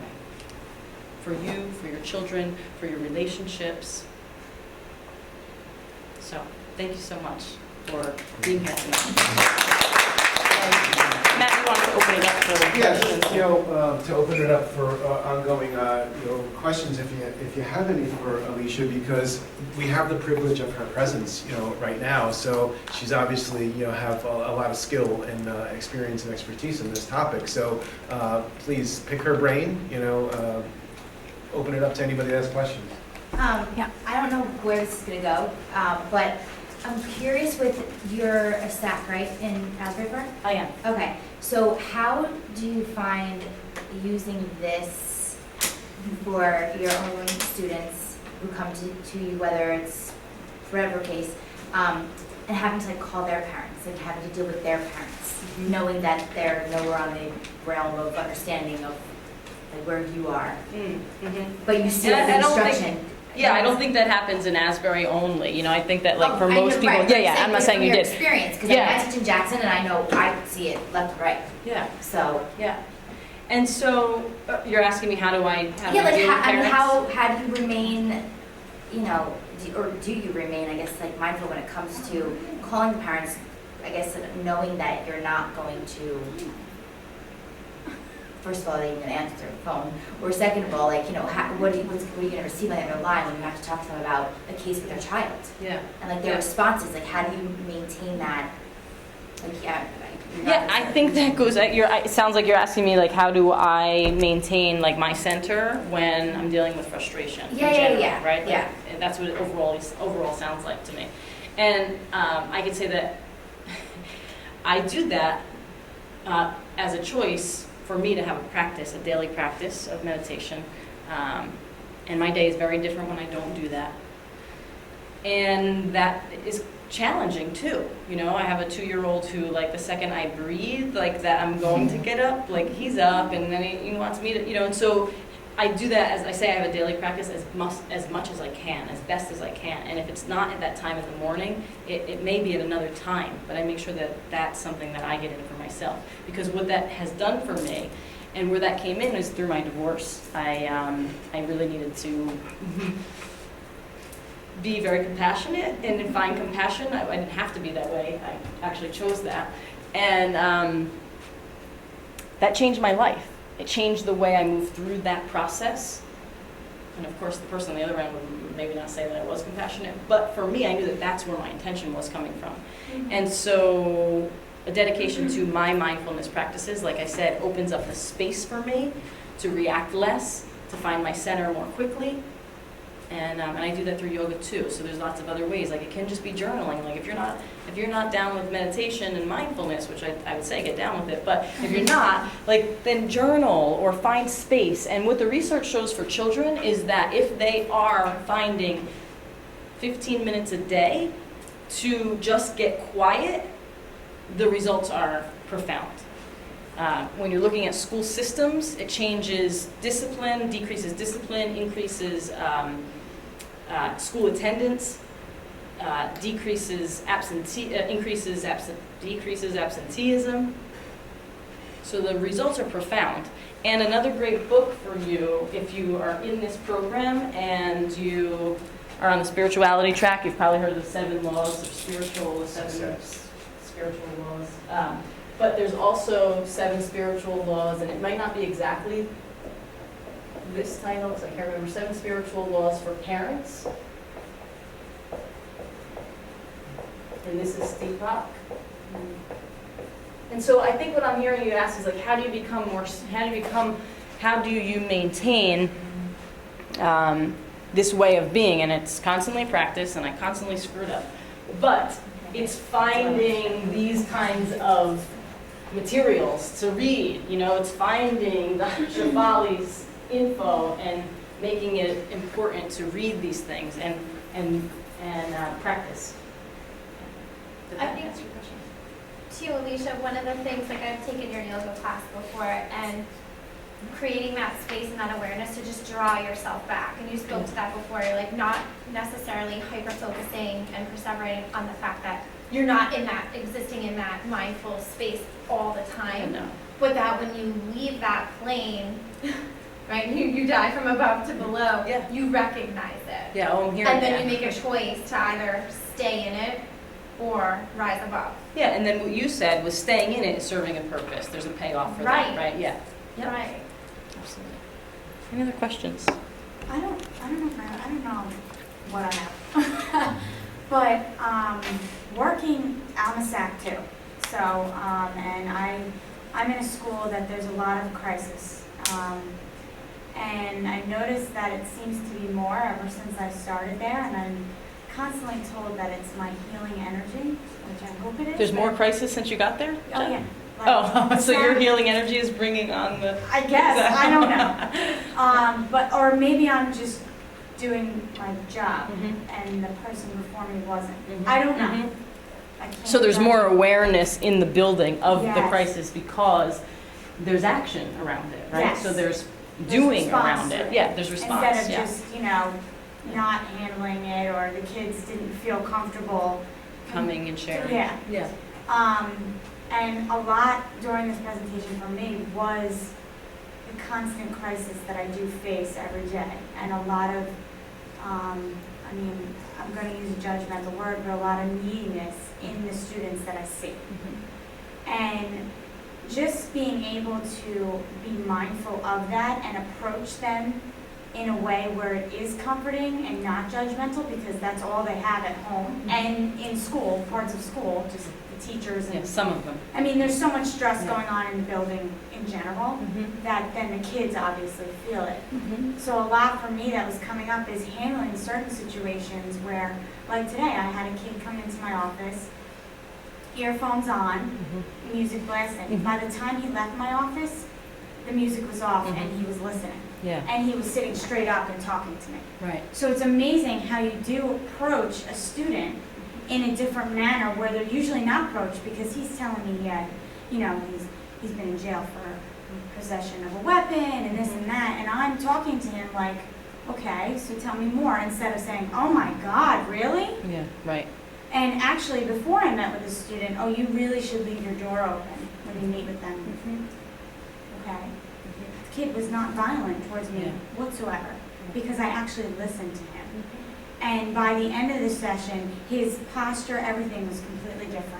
Because I was talking to him as if he was a human, not as if he's a degenerate. Let's just put it that way. Yeah, and to tie that into like children, like of all ages, right? Like think about sometimes, and if it's not you, because I'm not saying that this is you, think about the way sometimes you hear people talk to children, like at the park or at the, okay, I'm guilty of it too. Like there's not perfection here. Like there's no shame in saying I am not perfect in this game of parenting. But would we ever allow anyone else to speak to our children that way? Would we ever want to be spoken to that way? And would we ever put up with it if someone else spoke to us that way?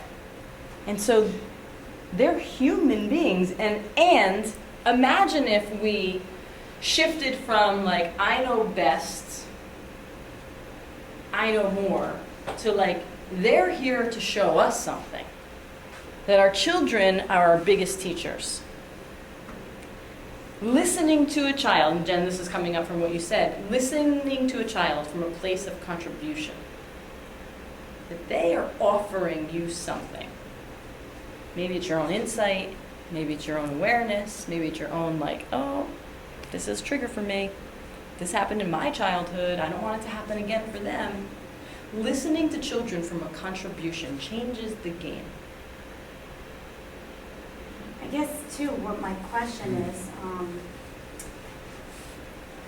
being a SAC and dealing with the substance use part of it is when you have to come to a point where you know this kid is using to an unhealthy point, I guess, if you have to make that judgment, is then now approaching it, like using this practice Yeah. of approaching it as in, I have to follow school policy versus I want to give this kid the choice to get help. I don't want to force the child to get Yeah, and you help. know the outcome of forcing you know the outcome It's of not gonna forced, work. yeah, of anything forced therapy. Yeah. It's not, yeah. Yeah, so, I don't know where I'm going with this, but, How do you empower How do the you kids resolve to that? choose Yeah. treatment? yeah.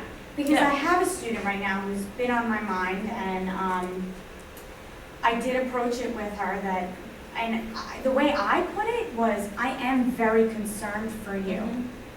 And thinking of almost when you were saying the safety thing, it's like, I want to keep this student safe, but It's not then in your again, control. it's not Yeah. in control, yeah.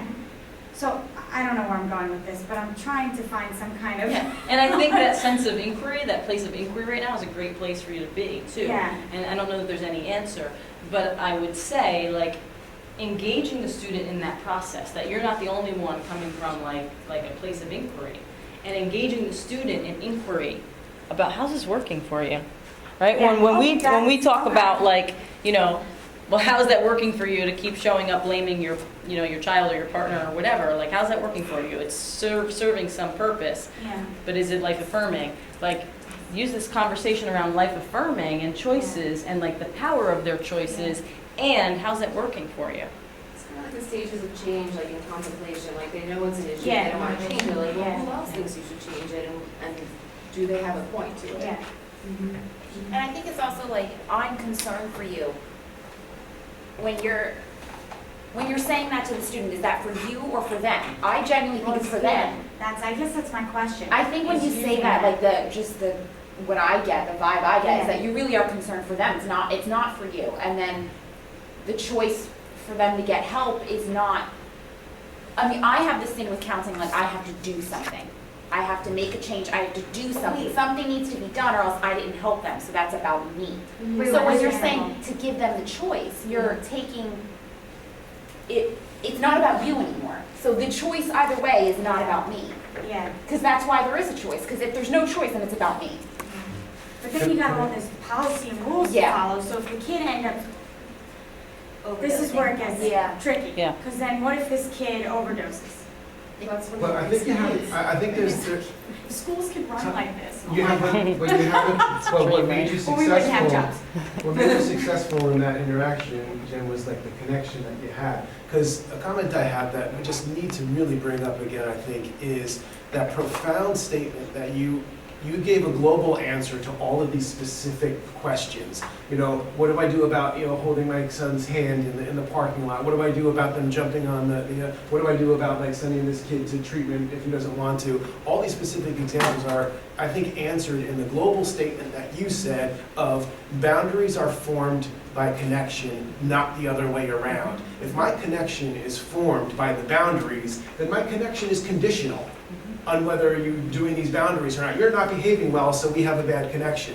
No, the connection informs the boundaries. So if you have a good connection with this client, they may be led more toward, they may make the choice more towards, you know, treatment. They may understand why it's important to hold a hand, you know, to have safety. They may understand why it's okay to, you know, bounce on the bed but not on the couch, you know? So I think like, a lot of this is about boundaries that are creating that safe container, and it all comes from your intention, your connection, you know, with the consciousness that you have with them. The boundaries are informed by the connection, not the other way around. Yeah. Is that how I'm interpreting it? Yeah, absolutely. And you know, everybody, and I think this came out of this program, they have to know that you care before they care what you know, right? So as a parent, like, they have to know that you care about how they're showing up before they care that you know better about how they should be dressing their, you know, you know, but like, they have to know that you care before they care what you know.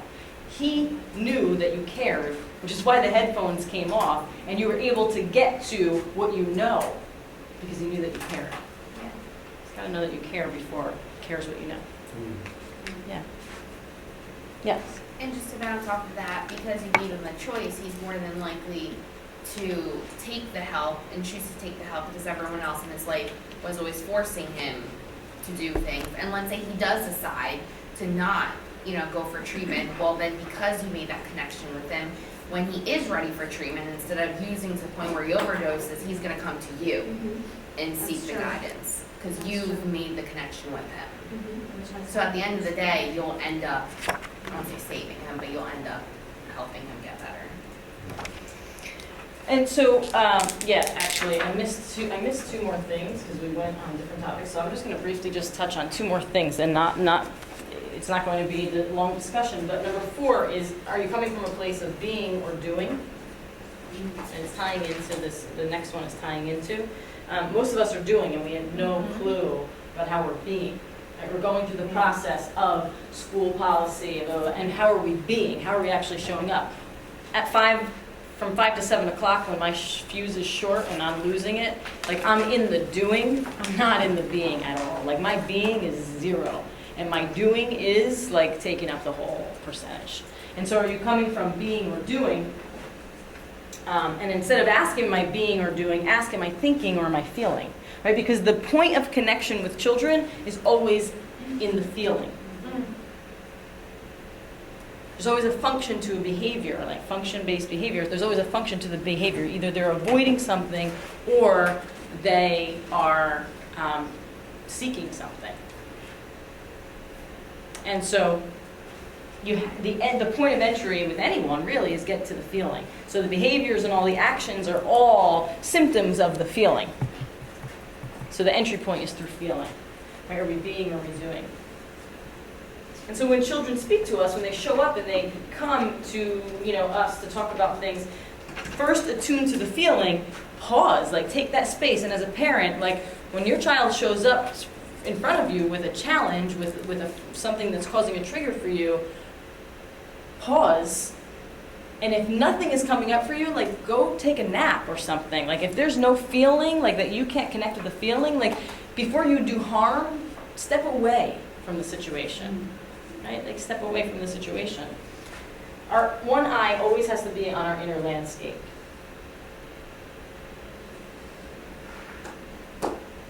Okay, and then lastly, and I want to just give you a couple like examples of how to do this, is asking the where question.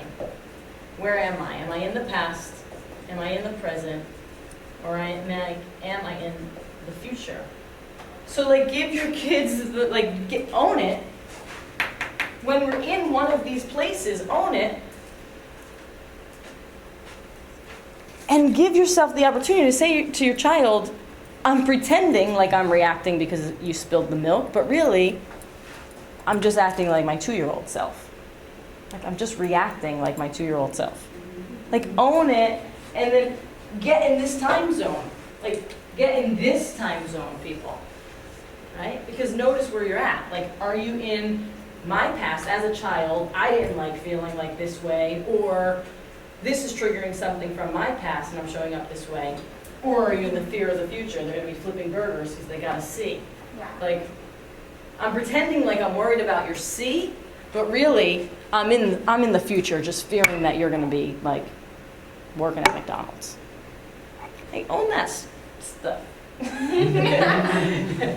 And those are like just so hard like examples for you. And how do you do that? And for parents, like, it's not easy to come from that place because we're acknowledging that we are flawed and that we're imperfect. And we think that we have to go through this perfectly. And that is the biggest mistake that we can carry, that we're going to go through this perfectly, because we're not. Just to speak on that point, just to kind of readdress Jennifer's question earlier about like, how do you do that authentically? How do you feel genuine about like being okay that your child spilled, the milk or something like that? I'm not an expert on this. I'm just, kind of integrating what I'm learning from Alicia about this. Is I imagine that takes time and practice. Yeah. So like at first, it may not feel genuine to be, okay, I'm with you with your spilled milk, and all that. Oh, spilled milk is a big one. Like, you don't want that smell of the milk when it gets under the refrigerator. Like, it's a wrap. You're mad. I am. Alicia, you're just like so impressive with like your own genuineness with like, I'm not perfect at this. Not at It took all. me time to get to this. 6 months from now, a year from now may be very different. So I think it just taking time and practice to integrate this mentality, this philosophy into your lifestyle. But I imagine like you felt rewarded by it. Like you said, 6 months later, my reaction time was very different than 6 months before. So it may not feel genuine at first, but you actually may be rewarded Fake the it till more you and more make you it. do it. Yeah, fake it till you make it. And the relationship and the connections are that much deeper. And at the base of all dis-ease is disconnection. So we just need to connect. Entry point is through feelings. Yeah, so I said thank you already. I don't know if there's any more questions, but Thank you you. can, Thank you. you can, like, Instagram and Twitter for, like, business stuff is Alicia DiLorenzo. AliciaDiLorenzo@iCloud.com is my email, and AliciaDiLorenzo.com is more of my business, where I offer online courses Maybe you and could stuff speak like a little that. bit about that. Alicia is launching like the Living Yes. Yeah. That's the name If of you'd it. like to. Yep. And so what that is just like creating a community of seekers who are seeking to just live more consciously. And that's through online parenting courses, yoga. I run yoga. I have a home yoga studio. So through yoga, and it's not just yoga, like Erica was there. It's like, a transformational experience. Wait, the runs- studio's in your home? Yep, in my home. And yeah, I put the kids to sleep, and then I go downstairs and teach yoga. Oh, Yeah. where? In Red Bank. In Red Bank? Yep, yeah, so if you're interested, I will have a 6-week, a 6-week transformational series coming up. It's yoga, 40 days of yoga, and one night a week is a meeting, like a group, and it's towards personal transformation. So it's digging in and inquiry, being an inquiry. So we And, can talk to you about that. yeah, you can the email last- me. At the last one? That's my email. This Okay. one's my email right here. Yeah, so sure, any questions that you have later on that come up for you, just feel free to email me. If you're interested in any of that other stuff, email me. Yeah, and thank you so much. Like, it was such a pleasure to be in your presence tonight and to be with the energy that you brought here, so I appreciate it. Thank you so That much. was amazing. Yeah. Before you guys go, just a couple things. Just, really want to thank Alicia again. I don't know about you guys, but I was super impressed, and I learned a lot, tonight. We really want to thank her. We want to present Alicia with a couple of things. So usually when we have a speaker come in, we just give them a certificate of appreciation. Thank you. So you get another one. And for being a second-time presenter and just being so, prepared and authentic with the way you present, and so what you've given back to the university and to this department, we really just want to express some appreciation and give you a second. Amazing. Thank you so much. Thank you. So being a part of this community is like, soak it all up now, because it's just an amazing community. Yeah. Great friendships too. So thank you so much. Thank you. Stay home Thank you. safely. Enjoy your night. Reaching out to you. Yeah, thank you. Last announcement, for anyone that's a current student, just want to make you guys aware that the CAC has created a new mentorship program. There's information on the bulletin board out here. So if you guys are interested in getting a mentor through the program, please do sign up for that with Lisa Himmelman. And if anyone is graduating soon, please make sure you give your personal email address to Lisa Himmelman to be part of the CAC too. And I wish you best of luck in your studies. Thank you. Are you Keep up guys the in good hard work. Jodra's internship? Yeah. Awesome. Thank you guys for being here. Great pleasure. Nice to meet you. I went to that last year and I was like,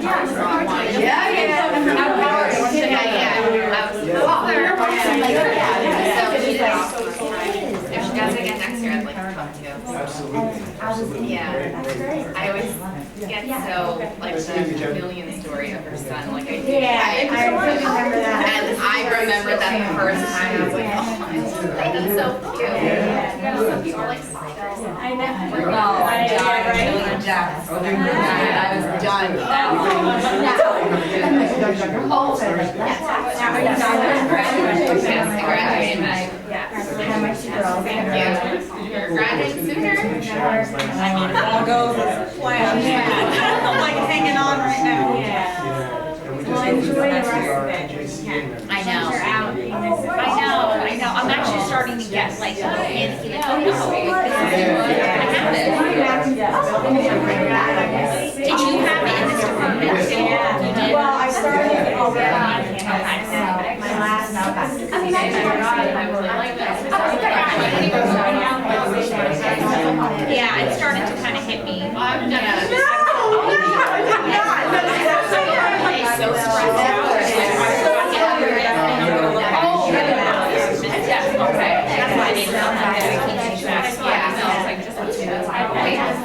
Yeah, and then I'm like, oh, Jenny, you know, I'm already working. Excellent. I'm really good.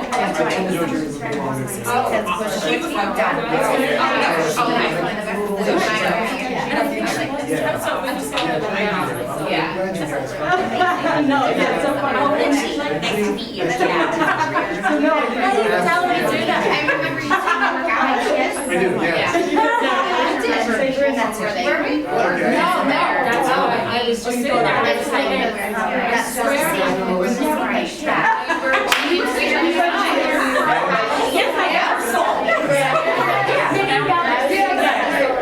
Yes, I am. I'm glad. I thought that was. I'm on the right track. It's very hard. This semester I should be done. Congratulations. Cool. Don't think about it. She said the more questions I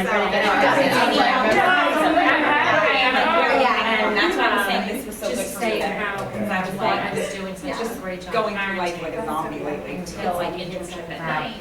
I mean, during the day. Are there done in your Night, house? stressed Yeah, out. it's just, no, I will. It's totally different. And that's what I understand. Yeah. Me too. I feel like Like, he's something I can fix. I'm still going. That's what it does. I know. It's a freshman. Yeah, I'm still going. It's hard to Just, trust stuff, but we'll get you. yeah. Keep it up. Good work. And when did you guys finish? Yes, we had that conversation. And did you graduate? Yes, I graduated. Well, she had said that you met. Oh, okay. You too. We're in school together. Yeah. 2 weeks, 3 weeks. That's great. I might be a little off because I just thought I really touched her on herself. I know. I had to listen. Yeah. With my phone. I know, we're taking on another time. Yeah. Okay, all right. Thank you. All right, sure, I'll take one more. Sure, all right. Stop pulling my arm. Stop it, pulling my arm. Bye, Mal. Stop it.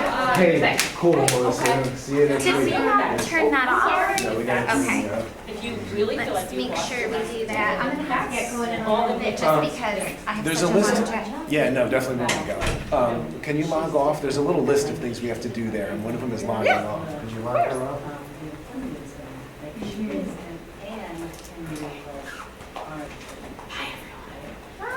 Bye.